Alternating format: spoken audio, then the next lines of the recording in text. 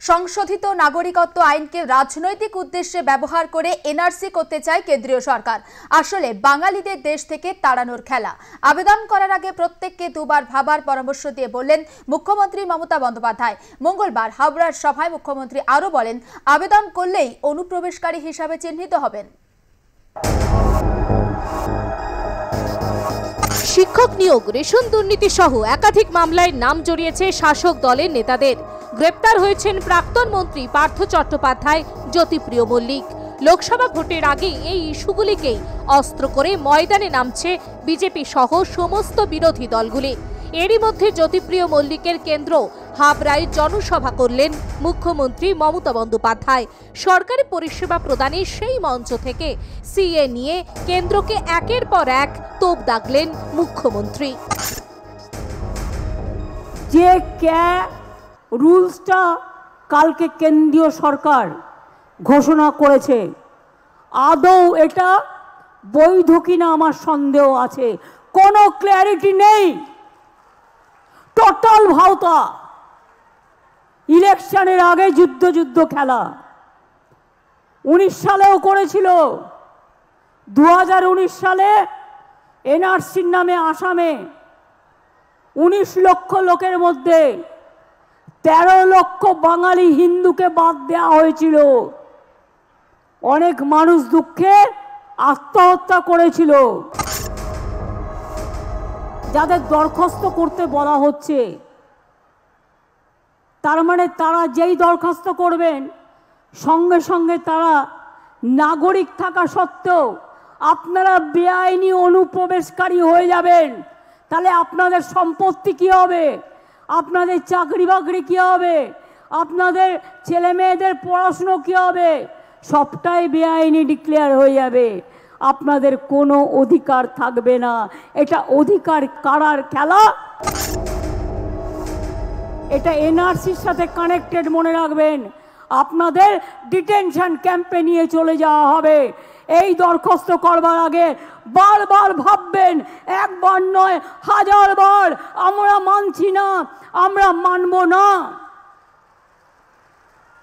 একটা মানুষ যদি অধিকার পায় আমি খুশি হব, কিন্তু একটা মানুষ যদি বঞ্চিত হয় তার সামনে দাঁড়িয়ে আমি তাকে শেল্টার দেবো। বাংলা থেকে বিতাড়িত কাউকে আমি করতে দেব না। আমি লিগাল অ্যাডভাইজারদের ওপিনিয়নও নিয়েছি, তারা আমাকে সেম কথা বলেছে। এটা মানুষের উপর অত্যাচার করবার জন্য, হ্যারাস করবার জন্য, আর 2 সিটে 3টে সিটে ভোটে জেতবার জন্য আপনাদের ভাওতা দেয়া হচ্ছে। কি মতুয়া ভাই বোনেরা, আপনারা বিশ্বাস করেন আইনটাকে? তাহলে এতদিন কেন করলো না?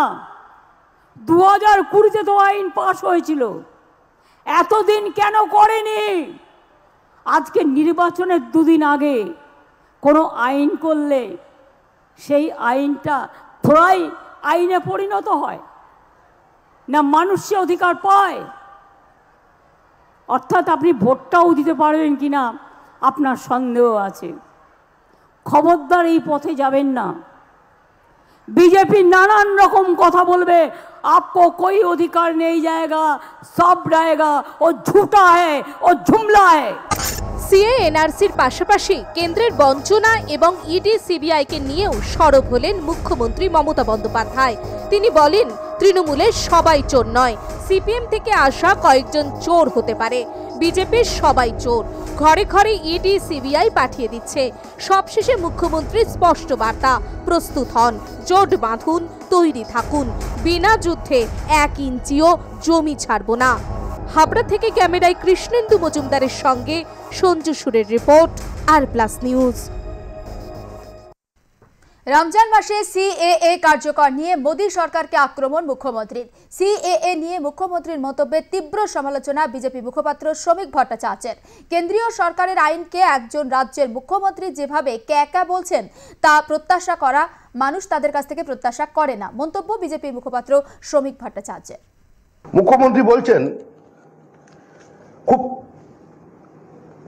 চিন্তা ভাবনা করে বিজেপি আজকের দিনটা বেছে নিয়েছে। কেন বেছে নিয়েছে? কারণ রমজান মাস শুরু হচ্ছে। একটা রাজ্যের মুখ্যমন্ত্রী যে রাজ্যে প্রায় 30% কাছাকাছি সংখ্যালঘু আছেন, যাদের রমজান মাস শুরু হচ্ছে, সেই তাদের ধর্মীয় আবেগে সুড়সুড়ি লাগিয়ে এই যে বিভাজনের রাজনীতি, এই বিভাজনের রাজনীতি আজকে চরম সর্বনাশের দিকে নিয়ে যাবে পশ্চিমবঙ্গকে।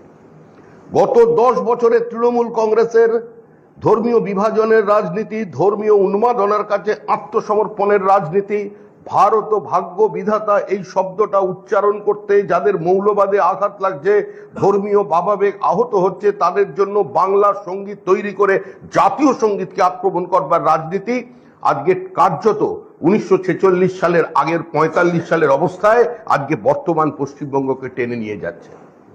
পশ্চিমবঙ্গ আরেকটা সুরাবর্দি চায় না, পশ্চিমবঙ্গ আরেকটা ক্যালকাটা কিলিং চায় না, পশ্চিমবঙ্গের মানুষ আরেকটা নতুন করে রাইট চায় না, পশ্চিমবঙ্গের মানুষ কান মে বিড়ি মুহ মে পান লড়কে লেঙ্গে পাকিস্তানি আওয়াজ শুনতে চায় না, পশ্চিমবঙ্গের মানুষ নতুন করে ভারত বাংলা পশ্চিমবঙ্গের মধ্যে আরেকটা নতুন দেশে জন্ম দিতে চায় না।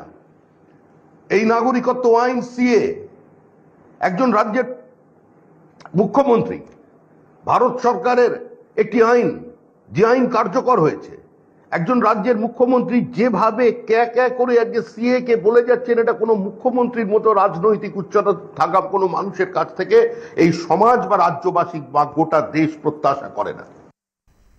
নাগরিকত্ব বিল পুরোটাই ভাওতা, দরখাস্ত করলে নাগরিকত্ব বাতিল হয়ে যাবে, অশান্তি পাকানোর চেষ্টা করছে বিজেপি। দেশ জুড়ে সিএএ চালু হওয়া নিয়ে মন্তব্য সিপিআইএম নেতা সুজন চক্রবর্তীর। নাগরিকত্ব আইনের পর 5 বছর হয়ে গেল, রুলস ফ্রেম না করে ঠিক ভোটের মুখে রুলস ফ্রেম করলো কেন? ডাল মে কুছ কালা হ্যায়, এটা তো প্রতারণা। এখানে আমরা প্রথম থেকে বলছি নিঃশর্ত নাগরিকত্ব চাই। যারা এই বাংলায় অধিবাসী বসবাস করেন কয়েক বছর ধরে, তারা তো নিঃশর্ত নাগরিকত্ব চাইবেন। নাগরিকত্ব কি দরখাস্ত হয় নাকি, কাগজপত্র হয় নাকি?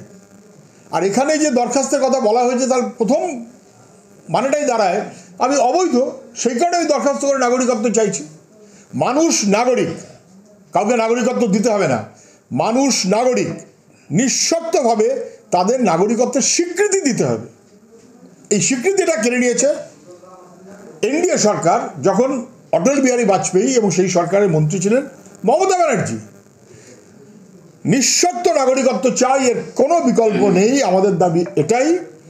এবং আবেদন করার মধ্য দিয়ে তাকে প্রথমে প্রমাণ করতে হচ্ছে তিনি অবৈধ, এবং তারপরে তাকে জোগাড় করে আনতে হবে তিনি হয় আফগানিস্তান, নয় পাকিস্তান, নয় বাংলাদেশের নাগরিক ছিলেন।